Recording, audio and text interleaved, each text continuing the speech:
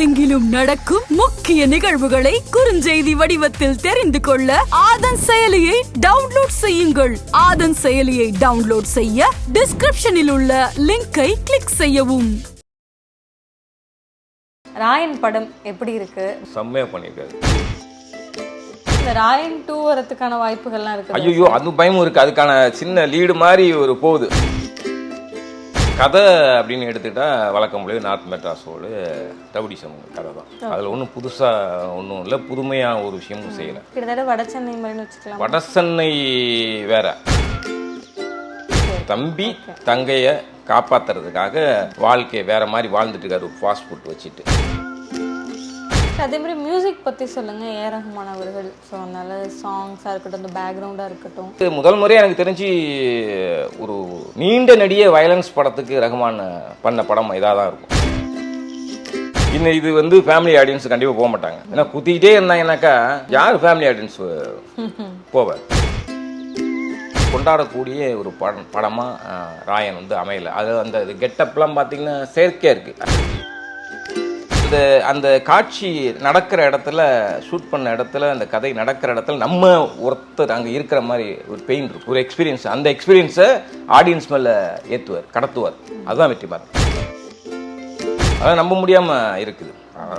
15 பேர் 20 பேர் வாங்கி சதக்குன்னு போட்டு தள்ளிட்டு போயிட்டே இருப்பார். ஆதன் நியூஸ் நேயர்களுக்கு வணக்கம். முக்கிய நிகழ்வுகளை உடனுக்குடன் தெரிந்து கொள்ள ஆதன் செயலியை டவுன்லோட் செய்யுங்கள். டவுன்லோட் லிங்க் டிஸ்கிரிப்ஷனில் உள்ளது. இன்று நம்மோடு ஜேர்னலிஸ்ட் தஞ்சை அமலன் அவர்கள் இணைந்திருக்கிறார். வாருங்கள் பேசலாம். வணக்கம் சார். வணக்கம். ராயன் படம் எப்படி இருக்கு? தனுஷ் அவர்களின் 50வது படம், ப்ளஸ் அவரே டைரக்ட் பண்ணி நடிச்சிருக்காரு. ஸோ அந்த படத்துடைய ரிவ்யூ சொல்லுங்க. பாசிட்டிவ் என்ன, நெகட்டிவ் என்ன அப்படிங்கிறத சொல்லுங்க சார். வழக்கம் போலவே தனுஷ் வந்து செம்மையாக பண்ணியிருக்காரு. ஆக்டிங் நடிப்பில் வந்து அது அந்த இப்படிதான் அந்த ஃபேஸில் வந்து அந்த ரியாக்ஷன் அது கொண்டு ரிஃப்ளெக்ட் பண்ணுறான்னு தெரியல. அந்தந்த உணர்வுகளுக்கு ஏற்ற மாதிரி மாத்துறதுல கில்லாடி. ஆனால் கதை அப்படின்னு எடுத்துக்கிட்டா வழக்கம் போல நார்த் மெட்ராஸோடு ரவுடிசம் கதை தான். அதில் ஒன்றும் புதுசாக ஒன்றும் இல்லை, புதுமையாக ஒரு விஷயமும் செய்யலை. கிட்டத்தட்ட வடசென்னை மாதிரி வச்சுக்கலாம். வடசென்னை வேற. அதில் இப்போ வெற்றிமாறன் எடுத்தார்னாக்கா, ரவுடிசம் கதைகள் எடுத்தார்னா ஒரு வாழ்வியல் இருக்கும், அதில் ஒரு ஒரு லைஃப் இருக்கும். அதை சுற்றி தான் மற்ற இதெல்லாம் வரும், இந்த இதெல்லாம் ரவுடிசம் மற்ற விஷயங்கள்லாம். ஆனால் இவர் முழுக்க முழுக்க வந்து ஃபஸ்ட்டு ஒரு மாதிரி போகுது, அப்புறம் பார்த்தீங்கன்னாக்கா வழக்கமான ஒரு கதையாக மாறிடுது. 2 ரவுடிங்க நார்த் மெட்ராஸில், எஸ்.ஜே. சூர்யா, அந்த சைடு பார்த்தா சித்தப்பு பருத்திவீரன் சரவணன். இவங்க 2 பேர்த்துக்கும் ஒரு மோட்டிவ் இருக்கும், பிரச்சனைகள் இருக்கும், பழைய பகை இருக்கும். அதுக்கிடையில தம்பிகள் 2 தம்பிகள், ஒரு தம்பி காளிதாஸ், இன்னொரு தம்பி சந்தீப் கிஷன். இவங்க 2 பேரு துஷாரா தங்கச்சி. தம்பி தங்கையை காப்பாத்துறதுக்காக வாழ்க்கையை வேற மாதிரி வாழ்ந்துட்டு இருக்காரு, ஒரு ஃபாஸ்ட் ஃபுட் வச்சுட்டு. அதுல இந்த 2 ரவுடிக்குள்ள பிரச்சனைகளை இவர் லாக் ஆகிற வேண்டிய ஒரு சூழ்நிலை வருது. இப்போ எப்படி தம்பிகளையும் தங்கச்சியும் காப்பாற்றுறாரு, என்ன எப்படி ஃபேஸ் பண்ணுறாரு அந்த ரவுடிகளை. இடையில போலீஸ் வேறு, அசிஸ்டன்ட் கமிஷனர் பிரகாஷ்ராஜ் அவர் விரிக்கிற வலை வேறு. இதெல்லாம் கடந்து எப்படி தனுஷ் வந்து நிற்கிறார் அப்படிங்கிறது தான் கதை. ஆனால் கதையாக நீங்கள் இப்படி சொல்கிறப்போ இன்ட்ரெஸ்டிங்காக இருக்கும். ஆனால் பிளேயாக பார்க்குறப்ப பார்த்தீங்கன்னா அந்த வெட்டு குத்து கொலை அடி குத்திக்கிட்டே இருக்கானுங்க. இதுதான் நடக்கிறதுனால நம்மளுக்கு ஒரு அழுப்பாயிருது. ஃபர்ஸ்ட் ஹாஃப் வரலையுமே ஒரு போரிங் தான். அந்த அந்த இன்டர்வல் பிளாக் வர்ற இடத்துல தனுஷ் ஒரு சம்பவம் செய்வார், அது பிரமாதம். அந்த மாதிரி படத்தில் ஒரு 5 சீன் சொல்லலாம் உருப்படியாக, நச்சின்னு இருக்கு. அப்படி அட அப்படிங்கிற மாதிரி இருக்குது. ஆனால் அந்த 5 சீனை தவிர பாக்கியெல்லாம் பார்த்தீங்கன்னா எல்லாமே வந்து வேஸ்டேஜ் அப்படிங்கிற மாதிரி தான் இருக்குது. ஓவரால் படம் அப்படின்னு பார்த்தீங்கன்னா வழக்கமான ஒரு ஆக்ஷன் வெஞ்சர் ரவுடிசம் கதைகள் தான். அதை இன்னும் நுட்பமாக பண்ணியிருந்தா, வெற்றிமாறன் பண்ணால் சொன்னல ஒரு லைஃப் இருக்கும். 2வது ரிசர்ச் பண்ணுவார். இப்போ ரவுடியை பற்றி இது பண்ணுறாருன்னா அந்த ரவுடி யார், என்ன ஏது அப்படிங்கிறது கேட்டு நிறைய. அதே மாதிரி ஒரு ஜெயில் அப்படின்னா ஜெயிலில் என்ன நடக்கும், அங்கே ரவுடிங்களுக்கு எப்படி இருக்கும், ஒரு கோர்ட்னா அந்த கோர்ட் எப்படி இயங்கும் அப்படிங்கிற டெப்த் இருக்கும், டீட்டெயில்டு இருக்கும். அதெல்லாம் இதில் இல்லை. நிறைய இடங்கள் இந்த செட்டுக்கிட்டு பார்த்தீங்கன்னா ஒரு செயற்கையாக தான் தெரியுது. பெரிய செட்டு போட்டிருக்காங்க, நார்த் மெட்ராஸ் மாதிரி இதெல்லாம் போட்டு செயற்கையாக இருக்குது. எல்லாமே நல்லா நடிக்கக்கூடிய ஆட்கள் தான். ஆமா. சந்தீப்பா இருக்கட்டும், சந்தீப்லாம் ஃபர்ஸ்ட் ஹாப்ல அவருக்கு தான் த்ரூ அவுட் நிறைய சீன் அவருக்கு தான் இருக்குது. அவருக்கான முக்கியத்துவம் கண்டிப்பா எல்லாத்துக்குமே முக்கியத்துவம் இருக்குது. காளிதாஸ்க்கும் அதே மாதிரி. காளிதாஸுக்கு இருக்குது. துஷாராலாம் சில சீன்லாம் செம்மையா பண்ணியிருக்காங்க. அப்படி நடிச்சு ஹார்ட் ஒர்க் பண்ணியிருக்காங்க. அதே மாதிரி அபர்ணா அவங்களும் வந்து நல்லா பண்ணியிருக்காங்க. ஆனால் இது எல்லாமே இருந்தும் வந்து சப்ஜெக்ட் வெயிட்டாக இல்லை, வழக்கமாக நம்ம ஒரு ஏற்கனவே பார்த்த பல படங்களில் பார்த்த கதை தான் அப்படிங்கிறதுனால பெருசாக மனசில் தேட்டரை விட்டு வெளில வரப்ப அப்படி இருக்கணும்ல, அது மிஸ் ஆகுது. அதான் அந்த ஒரு 5 சீனு தனுஷ் மற்றவருடைய நடிப்பு இதெல்லாம் நல்லா இருக்கு. செல்வராகவனும் கூட நல்லா பண்ணியிருக்காரு. எல்லாமே வந்து விளையாட்டு கிடைத்த நீராகும். எஸ்ஜே சூர்யா அவர்களுடைய நடிப்புலாம் எப்படி இருக்கு சார்? பிரகாஷ் ராஜ் இவங்களுடைய ஆக்டிங் வைஸ்லாம் எப்படி இருக்கு? அதான் எஸ்ஜே சூர்யா வந்து அதான் அவர் ஒரு வில்லன். அவர் வந்து சேகருங்க ஒரு கேரக்டர்ல வருவார். அவருக்கும் சித்தப்பு சரவணனுக்கும் தான் ஒரு இது ஓடிக்கிட்டு இருக்கும்.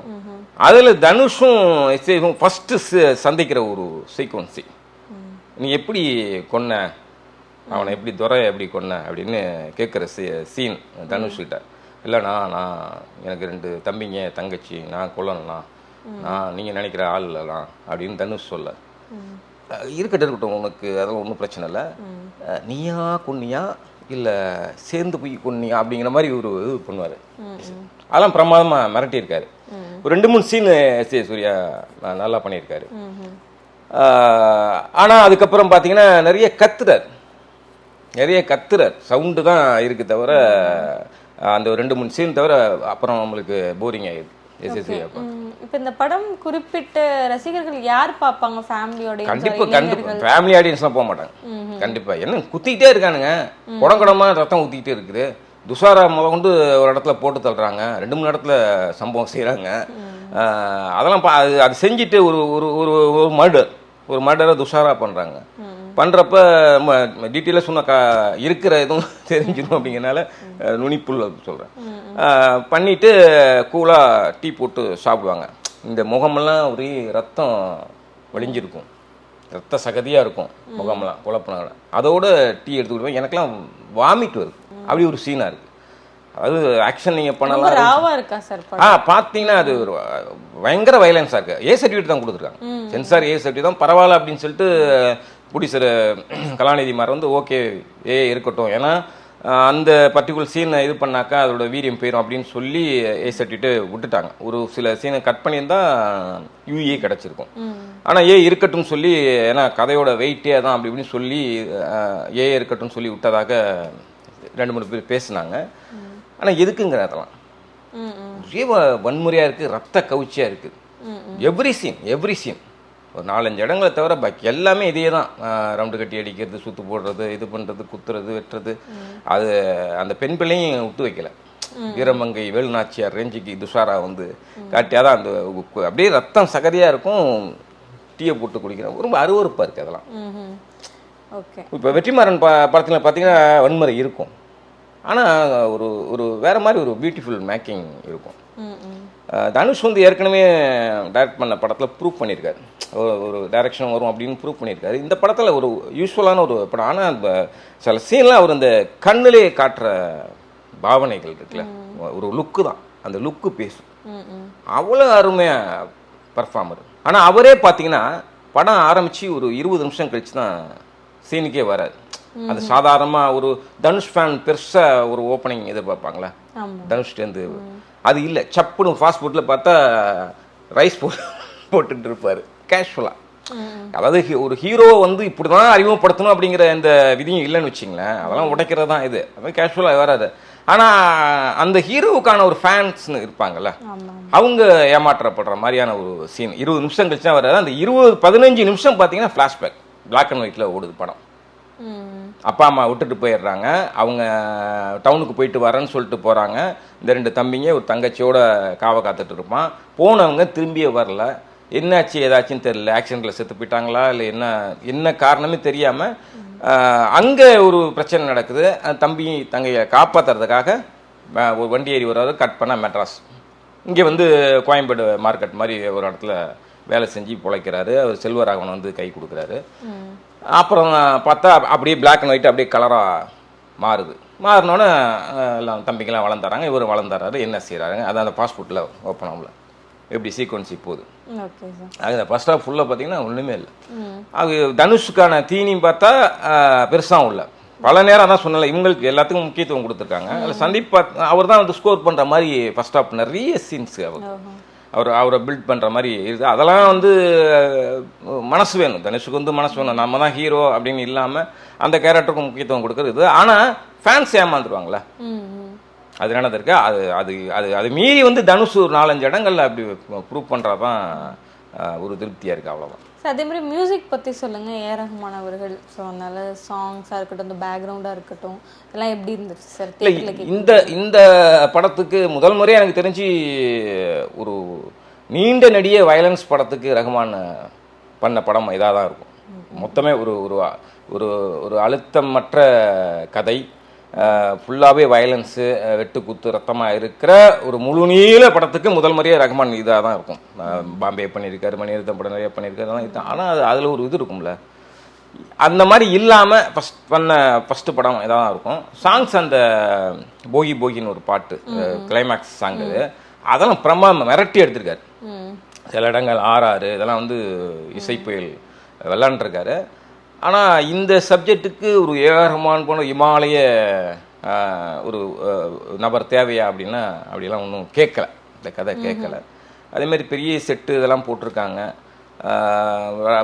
சினிமாட்டோகிராஃபி நல்லா இருக்குது. ஆனால் ஃபுல் அண்ட் ஃபுல்லாக பார்த்தீங்கன்னா இந்த மணிரத்னம் மோட்லேயே இருக்குது. ஒரு எங்கேயுமே வந்து ஒரு பகல் அப்படிங்கிற மாதிரி சொல்லிட முடியாது, எல்லாமே ஒரு டார்க் இதில் தான் இருக்குது. நல்லா இருக்குது, அது ஒரு ஸ்டைல் தான், நல்லா இருக்குது. பட் திரும்ப திரும்ப அந்த இதாகவே வர்றதுனால தான், வயலன்ஸ் இருக்கிறதுனால தான் நம்மளால் ஏற்றுக்க முடியல. Okay sir. வசூல் ரீதியாக அந்த படம் எந்த அளவுக்கு ஹிட் ஆகும் நீங்கள் நினைக்கிறீங்க? இன்னும் இது வந்து ஃபேமிலி ஆடியன்ஸ் கண்டிப்பாக போக மாட்டாங்க. ஏன்னா குத்திக்கிட்டே இருந்தாங்கன்னாக்கா யார் ஃபேமிலி ஆடியன்ஸ் போவேன்? தனுஷ் ஃபேன்ஸ் எல்லாமே பார்த்துருவாங்க, ஒரு தடவைக்கு 2 கூட பார்க்கலாம். சில இடங்கள்லாம் டெம்போ அப்படி மெயின்டைன் பண்ணுறாங்க. ஆனால் இந்த இதுதான் ஓவர் வயலன்ஸு, ஓவர் வயலன்ஸ் அப்படி இருக்கிறதுனால கண்டிப்பாக ஃபேமிலி ஆடியன்ஸ் போக மாட்டாங்க.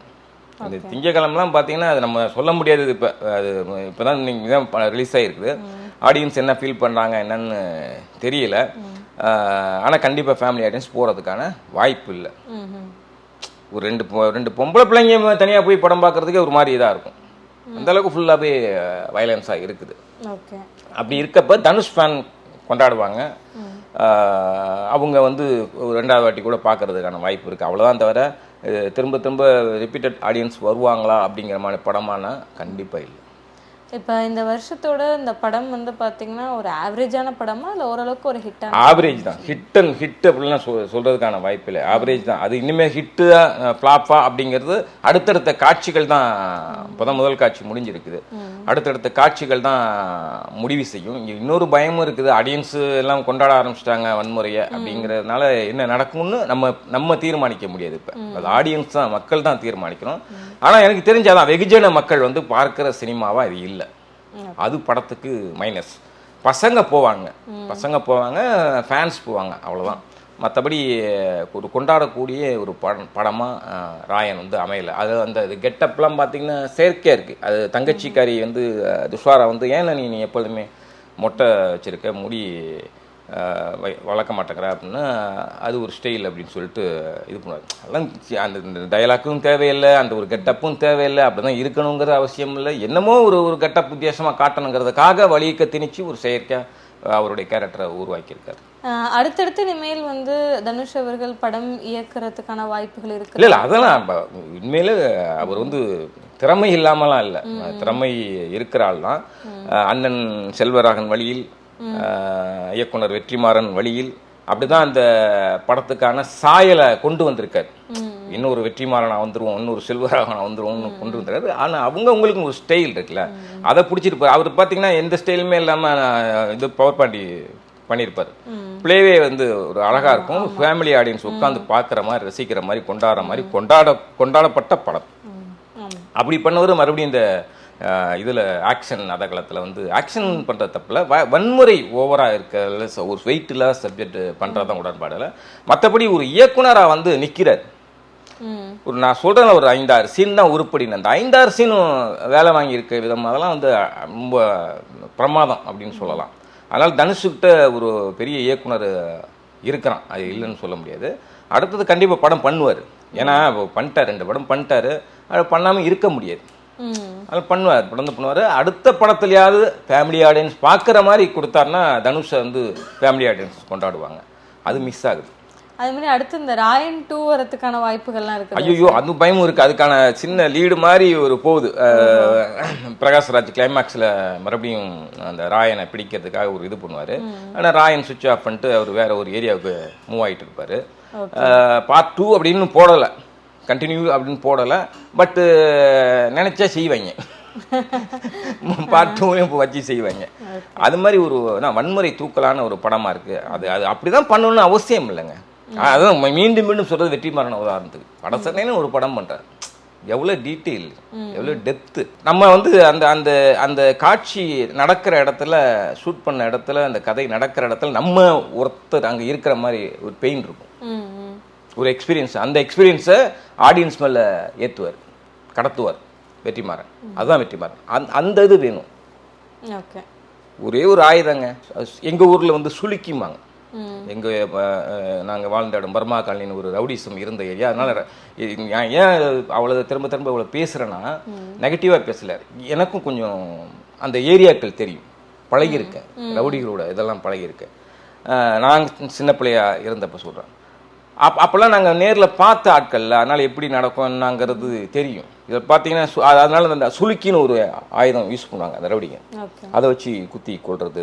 அது சுளுக்கின்னு சொல்லப்போனால் இந்த பாம்பு, இந்த சின்ன சின்ன ஜந்துகள் தான் குத்தி பர்மியர்கள் அதிலே குத்தி கொள்வாங்க. இந்த மாதிரி ஒரு ஏரியா, அந்த சுளுக்கிங்கிற மாதிரி ஒரு ஆயுதத்தை வச்சு சம்பவம் பண்ணுறாரு தனுஷ். விசுக்கு விசுக்கு விசுக்குன்னு 40 பேர் வந்தாலும் அந்த பேர் எத்தனை பேர் ஒன்று வாடா, ஒரே ஒரு ஆணி மாதிரி, பெரிய ஆணி மாதிரின்னு வச்சுக்கோங்க, அந்த மாதிரி ஒரு ஆயத்தை வச்சு நான் சம்பவம் பண்ணுவேங்கிறது மாதிரி பண்ணுவார். அதெல்லாம் நம்ப முடியலை, அதெல்லாம் நம்ப முடியாமல் இருக்குது. 15 பேர் 20 பேர் வாங்க சதக்கு சதக்கு சதக்குன்னு போட்டு தள்ளிட்டு போயிட்டே இருப்பார். அந்த மாதிரி ஒரு மைனஸ் நிறைய இருக்குது படத்தில். அதெல்லாம் ரொம்ப செயற்கையாக இருக்குது. மற்றபடி ஒரு டைரக்டராக வந்து தனுஷ் வந்து நிரூபிக்கிறாரு. அது இந்த மாதிரி சப்ஜெக்டில் நிரூபிக்கணும்னு அவசியம் இல்லை, அடுத்தடுத்து நிரூபிப்பார். பார்ப்போம் நெக்ஸ்ட் ஃபிலிம் தனுஷ் என்ன பண்ணுறாரு டைரக்டராக. கண்டிப்பாக சார், நிறைய கேள்விகளுக்கு ரொம்ப தெளிவான விளக்கம் கொடுத்துருக்கீங்க. நன்றி சார். மேலும் வேறொரு வீடியோவில் சந்திக்கிறேன். இந்த ஒரு வீடியோ பொறுத்து போய்த்துறாங்க.